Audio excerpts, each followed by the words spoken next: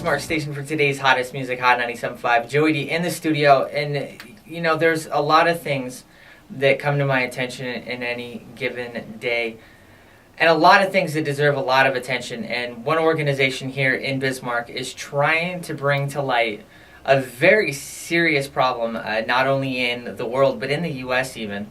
And so I have Leslie here from Free International North Dakota. How are you doing today? I'm good. How are you? Tell us a little bit about Free International North Dakota and what it is you guys do. Free International North Dakota stands for, well, it's FIND. It's an acronym for FIND. And what we do, our main goals is just to bring information. We're here to educate, and of course we're here to prevent this evil of human trafficking and prostitution in our state of North Dakota. I mean, and that's it's kind of top of mind, especially with the oil boom. I mean, there's with a lot of boom towns. I mean, you look historically, with a lot of money comes a lot of problems too, especially when it all comes at once. What are some of the things that you guys are doing in the community to kind of raise awareness to these problems, not only here in the state but and international level too? Well, we have a lot of things in the work, but right now, through the past couple of years, we've been bringing in what's called the Say Something School Assembly, and it's a national assembly, and we raise money to bring it in, of course, and we've gone to Shiloh, we've gone to the Mandan High School, we've gone to Century, and then we've gone to places like Williston and Dickinson to bring this assembly. And pretty much the core of the assembly is actually to stop human trafficking and prostitution at the very beginning in the high schools, stopping the bullying, stopping teasing, helping bring back value to people, and helping people understand that you should treat people with respect and that people aren't objects. So you brought up a really big point in that a lot of the problems when it comes to human trafficking and as well as prostitution, I mean, really started at a young age. It deals with people not finding value in themselves or not being able to identify when somebody's taking advantage of them and really putting them in a bad situation.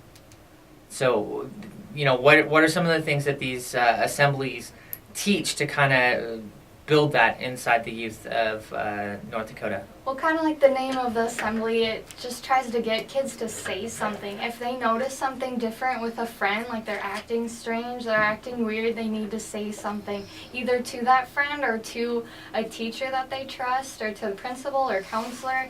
Also, just to stop something. If they see bullying or they see teasing, they need to say something and put a stop to it and not let it linger or go on and get worse. And so that's just a huge issue nowadays, is bullying in our schools, and it starts there. It's crazy to think that something like teasing or bullying can lead to somebody being involved in human trafficking, but if that option is available, which it's starting to be in North Dakota, it happens.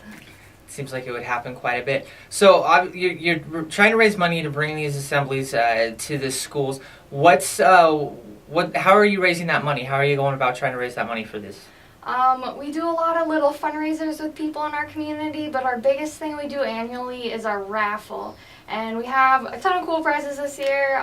We have a 60-inch HD TV, there's a touchscreen laptop, tablet, we have Visa $100 gift cards, you know, we got meat certificates donated to us, $100 worth, and just like crazy awesome prizes that we've gotten donated to us and also purchased to put on the raffle. And the tickets are $10 a piece, and that's mostly how we raise a big chunk of our funds to bring in these school assemblies, because the assemblies, we have to fly everybody in to do this assembly, but the cool part is they just ask us to pay for their flights and hotel and stuff. They don't ask for any extra commission, but it still costs like thousands of dollars to bring them in. Of course, I mean, you're talking flying people in and out of Bismarck, a couple $100s a pop, so it's definitely expensive. If somebody wanted to purchase tickets for this raffle, what could they do to get those? Well, we have two locations where we're selling tickets where it's easy to locate them, and it's New Song Church in Bismarck, 3200 11th Street. And then they can also go to the Personal Defense Center and Indoor Pistol Range located at 303 Airport Road in Bismarck.